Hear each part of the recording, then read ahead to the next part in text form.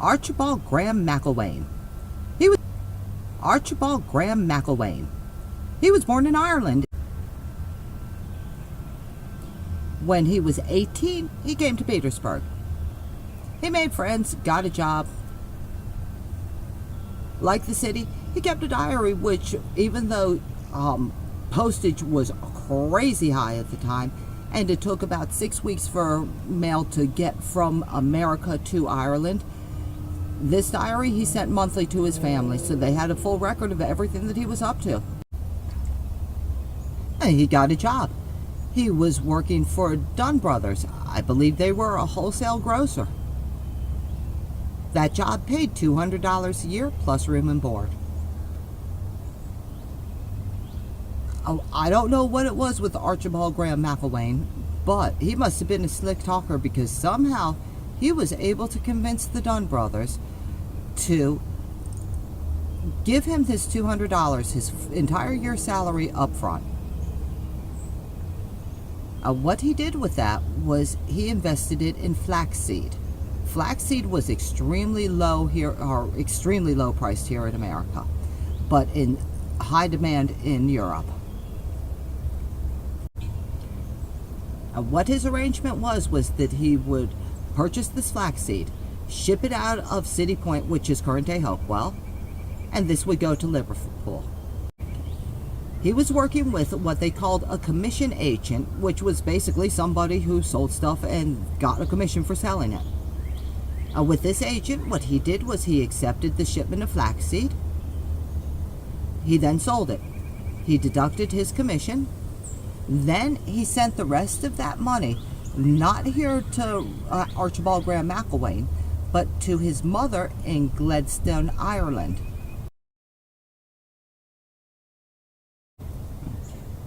The line that he quoted to his son Richard is fantastic.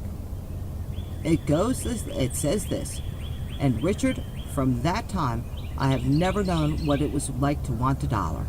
He became one of the richest men in Petersburg. In 1826, he got married to Martha Dunn.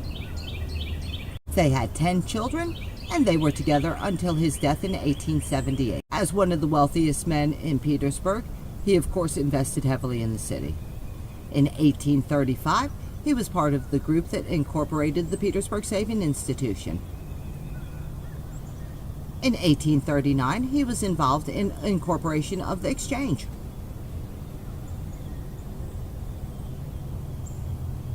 In the 1840s, Petersburg had a drinking problem. Some things never change. There were corner stores all over the place that were selling cheap shots to all classes of people. You know, everyone was in danger. So he became president of the Petersburg Total Abstinence Society. He was also one of the founders of the Petersburg Classical Institute, which at that point was one of the finest of all schools in the Commonwealth. In 1841, Tapp Street Presbyterian Church burned. He contributed generously to the rebuilding fund. In 1843, the Palace Hotel Company was formed. He was a part of that as well.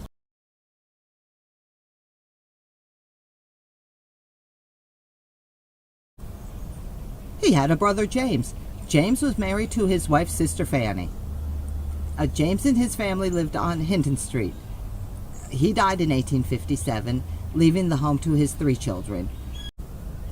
By 1880, those 3 children were all living in the same house, but they had split it into a triplex. That home was Strawberry Hill. Eventually, that triplex was the home of Petersburg's most important families throughout the 19th and early 20th century. In 1826, they had their daughter, Jane. She grew up, and in the year 1850, she got married to John Stevenson. Sadly, in 1865, he died from consumption at age 49. They had 2 children, and the home that was built for them by her father is 106 South Market Street, currently the law offices of Allen & Allen. She died in 1906. In 1828, they had their son, Robert Dunn McIlwaine.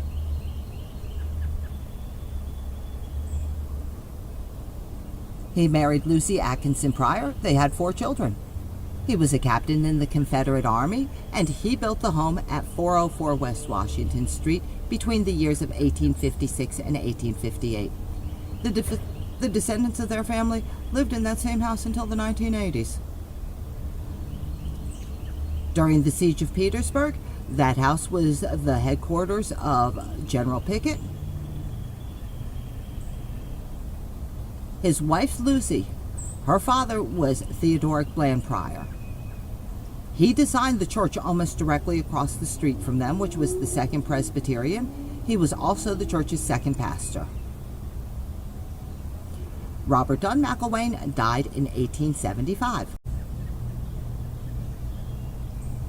In 1830, they had their daughter, Anne Elizabeth McIlwaine Martin.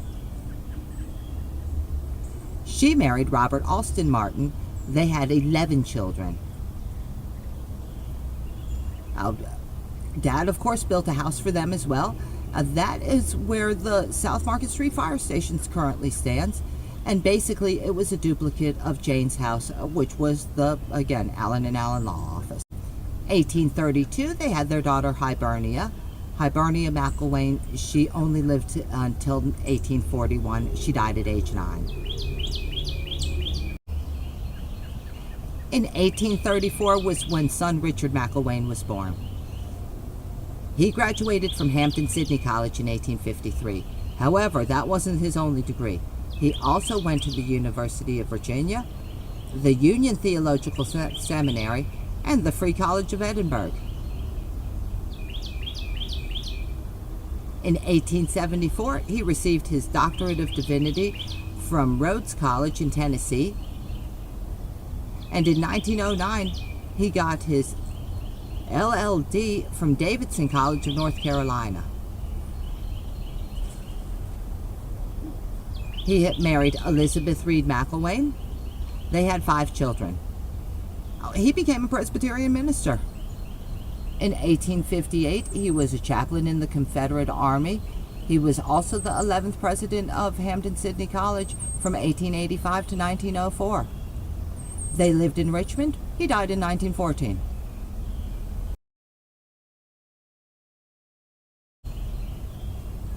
In 1836 was the birth of his daughter Josephine O'Reilly McIlwaine Riddle. She married someone named James Craig Riddle.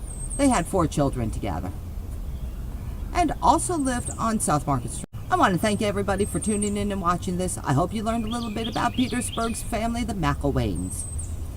The source information from this video. First off, the really interesting stuff that I didn't know about before, that came from the autobiography of Rachel McIlwaine, titled Memories of 70.